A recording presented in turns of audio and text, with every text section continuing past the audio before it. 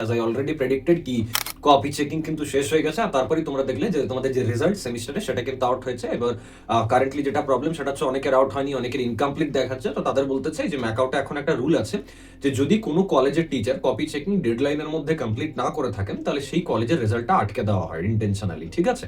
এবং সেই কারণের জন্য অনেক কলেজে কিন্তু রেজাল্ট এখন অব্দি আউট হয়নি। তো সেটা নিয়ে টেনশনের কিছু নেই, সেটা হয়তো হার্ডলি 7 দিনের মধ্যে তোমরা আপডেট পেয়ে যাবে, বা কারো যদি ইনকমপ্লিটও থেকে থাকে যে আই আসছে পেপারে দেখবে। তো বা এখন তো আর অনেক সিম্বলস হয়ে গেছে, বা সোজা কথা হচ্ছে যে রেজাল্টে কোনো একটা মার্কস হয়তো মানে দেখাচ্ছে যে এটা এখন ইনকমপ্লিট হয়ে আছে, এটা এখন চেক হয়নি, এরকম একটা ব্যাপার। তো সেখানে ঘাবড়ানোর কিছু নেই। এবার হ্যাঁ, ইনকমপ্লিট পেপারে কি ব্যাকলগ আসতে পারে? আসতেই পারে, কারণ ইনকমপ্লিট মানে হচ্ছে ওটা চেক হয়নি, এরকম নয় যে ওটার মানে পাস হয়েছে দেখাচ্ছে না, এরকম তো নয়। তো সেখানে অত ঘাবড়ানোর কিছু নেই, 7 দিনের মধ্যে সেটা চলে আসবে। এবার ব্যাপার হচ্ছে তাহলে পিপিআর এর আপডেটটা কখন তোমরা পাবে, যেটা তোমাদের মেন কনসার্ন, বা রিভিউর যে ব্যাপারটা, যে দাদা আমার ব্যাকলগ চলে আসছে এই সাবজেক্টটাতে, তো কি করলে আমার পিপিআর এ মানে ব্যাকলগটা ক্লিয়ার হতে পারে বা রিভিউতে ক্লিয়ার হতে পারে। তো আমি তোমাদের বলতে চাই যে দেখো, প্রতি বছরই বা প্রতিটা সেশনেই না ম্যাকআউট একটা সার্টেন মানে লাইক ডেটস ফলো করে থাকে, বাট ডে বাই ডে মানে প্রতিটা মানে সেমিস্টারের আগেই এটা আমি লক্ষ্য করছি যে চেষ্টা কিন্তু ম্যাকআউটের এটাই এখন কারেন্টলি যে একাডেমিক ক্যালেন্ডার ওয়াইজ চলা। ওকে, তো তাহলে পিপিআর যদি সেই ওয়াইজ দেখো, তো ইনকমপ্লিট বা পেন্ডিং রেজাল্টগুলো আপডেট হওয়ার পর মোটামুটি তুমি ধরে রাখতে পারো যে জানুয়ারির দেখবে 20 থেকে 22 তারিখের মধ্যেই তোমার কিন্তু পিপিআর এর একটা আপডেট চলে আসছে, পেপার রিভিউ মানে উইদিন জানুয়ারি হবে যা হবে। আর পিপিআর এর কপি চেকিংটা কত টাইম নেই? জেনারেলি 1 মাস টাইম নেই। এবার ওখানেও ডিপেন্ড করে যে কত স্টুডেন্টস এর খাতা গেছে রিভিউর জন্য, এটা তো ডিপেন্ড করে ব্যাকলগের উপরও, যে এই সেমিস্টারে ব্যাকলগ কত স্টুডেন্ট খেয়েছে। তো তার উপর বেস করে পিপিআর এর কিন্তু কপি চেকিংটা টাইম নেয়। বাট ইন জেনারেল আমি দেখেছি যে মোটামুটি 20 থেকে 25 দিন বা 1 মাস অব্দিও কিন্তু যায় সময়। তো সেখানে যদি দেখো তুমি ঠিকঠাক ভাবে, তো ফেব্রুয়ারিতে যদি এক্সাম কন্ডাক্ট করাতে হয়, মানে ফার্স্ট ইয়ার আর সেকেন্ড ইয়ার যাদের আর কি এক্সাম এখন অব্দি হয়নি, সেকেন্ড ফেজের এক্সামের কথা বলছি আমি, সেমিস্টার, তো তার আগে অব্দি দেখবে যে পিপিআর এর রেজাল্ট কিন্তু আউট হয়ে গেছে। যদি কপি মানে পেপার পিপিআর যেটা, সেটা যদি একটা লিমিটেড অ্যামাউন্ট থাকে, মানে যেটা নর্মাল হয় আর কি। আর যদি দেখো যে না, প্রচুর স্টুডেন্ট পিপিআর এর জন্য অ্যাপ্লাই করেছে, তখন সেটা কিন্তু দেখবে আবার যে সেমিস্টার এক্সামের পর আর কি রেজাল্টটা আউট হচ্ছে পিপিআর এর। ওকে, এটা আমি একটা এক্সপেক্টেড ব্যাপার বলে দিলাম।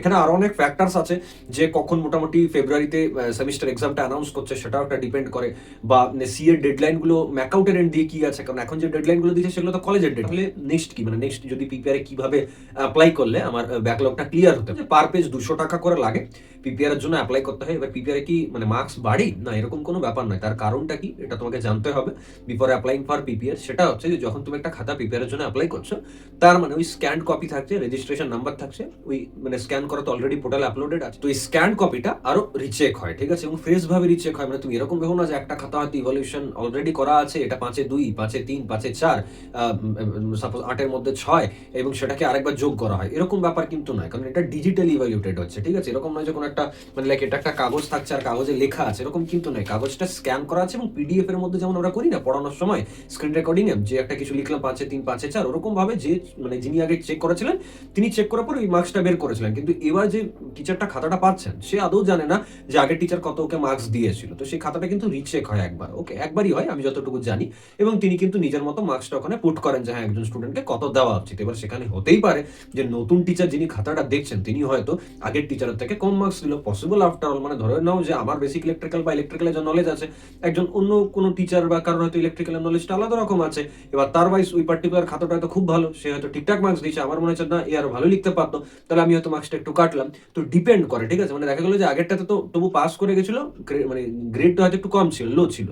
এবার আমারটাই দেখা গেল যে হয়তো ফেলই করে গেল বা সাপ্লি হয়ে গেল চেক করার পর।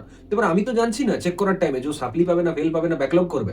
তো সেটা পুরোটাই ডিপেন্ড করে যে তুমি কিরকম ভাবে এক্সাম দিয়েছো। আমি তো বলবো যদি খুব বিশাল কনফিডেন্ট থাকো যে হয়তো আমি লিখে এসেছি, আমি কোনো মতে ফেল হতে পারি না বা আমার এত কম গ্রেড আসতে পারে না, তাহলে তুমি পিপিআর এর জন্য অ্যাপ্লাই করতে পারো। বাকি যারা সাপ্লি আসছে তারা তো চোখ বন্ধ করে অ্যাপ্লাই করবে, সেখানে টেনশনের কিছু নেই। এবার ডিপেন্ড করছে যে যদি পিপিআরও ক্লিয়ার না হয়েছে তখন তোমাকে পড়তে হবে ভালোভাবে ওই পার্টিকুলার ব্যাকলগ ক্লিয়ারিং এক্সামটার জন্য। এবং তার জন্য আমি এটুকু মানে করতে পারি যে তোমাদের প্রতিটা সাবজেক্টের কন্টেন্ট এনে দেবো, আনছিও যথেষ্ট মানে স্পিডে বলতে পারো। প্রতিটা ব্রাঞ্চের প্রতিটা ডোমেনের বিবিএ, বিসিএ, বিটেক অলমোস্ট আমরা যদি দেখি তো সব সাবজেক্টই কভার করে দিচ্ছি, স্পেশালাইজেশন থেকে শুরু করে তুমি ফার্স্ট ইয়ার সেকেন্ড ইয়ার যে কোনো সাবজেক্টে তোমার ব্যাকলগ থাকুক তার ইন্ডিভিজুয়াল কোর্সও অ্যাভেলেবেল আছে, মক টেস্ট থেকে শুরু করে সাজেশন, পিওয়াইকিউ অ্যানালিসিস। কেন অ্যানালিসিসটা? তার কারণ হচ্ছে তুমি যাতে বুঝতে পারো যে পরীক্ষায় কোন কোন জায়গা থেকে আসে, চ্যাপ্টার ওয়াইজ নোটস আছে, পিওয়াইকিউ প্লাস পিওয়াইকিউ রিলেভেন্ট যে কোশ্চেন আনসার সেখানে আছে, এবং তুমি দেখবে যে পিওয়াইকিউ রিলেভেন্ট কোশ্চেন থেকে অনেক দেখবে ইয়ারের সেমিস্টারে তোমার রিপিট হয়ে এসছে। তো তাহলে তোমাকে পড়তে হবে, একটু এফর্ট দিতে হবে, মানে শর্টকাট আলাদা করে কিছু নেই। যদি এফর্টস দাও তাহলে ব্যাকলগও ক্লিয়ার হবে, আর স্মুথলি দেখবে তোমার যে আপকামিং সেমিস্টার এক্সাম আছে সেখানেও আর মানে সাপ্লি আসছে না, যদি ঠিকঠাক ভাবে সেই সেই মতো পড়ে যাও, কারণ কপি চেকিং যথেষ্ট মানে স্ট্রিক্ট হচ্ছে, এটুকু আমি বলতে পারি। এটা আমি আগেও প্রেডিক্ট করেছিলাম যে স্ট্রিক্ট হবে এবার, আর হয়ে উঠছে। তো বেটার এটাই বলবো যে নিজের যে লেভেলটা সেটাকে একটু ইনক্রিজ করো, কারণ তাছাড়া আর কোনো নেক্সট উপায় নেই তোমার কাছে। আর এটাই বলবো, ফলো করতে থাকো, আমি কন্টেন্ট দিয়ে যাচ্ছি তোমাদের জন্য। বাকি চেষ্টা করছি যে পিপিআর এর আগে, মানে পিপিআর এর আপডেট আসার আগে অ্যান্সারের ডিসকাশন করা, যাতে তোমরা বুঝতে পারো যে আমি ঠিক লিখেছি না ভুল লিখেছি, পিপিআর অ্যাপ্লাই করা আমার উচিত হবে কিনা। বা হতেই পারে না যে তুমি তো অ্যান্সার শিটটা দেখে নিলে আমাদের অ্যান্সার ডিসকাশনটা, তারপর তোমার মনে হলো ও আমি তো তাহলে একদমই এরকমই লিখেছি, তাহলে আমি পিপিআর এর জন্য অ্যাপ্লাই করতে পারি, আমার গ্রেড বাড়বে, ডেফিনেটলি বাড়বে। মানে কনফিডেন্সটা আসবে কোথা থেকে? তার জন্য আমরা চেষ্টা করছি লাইভ সেশনস কিছু করার। কমেন্ট করে জানিও যে কোন সাবজেক্টে ব্যাকলগ এসেছে বা তোমার ওভারঅল সিজিপিএ কেমন এসেছে।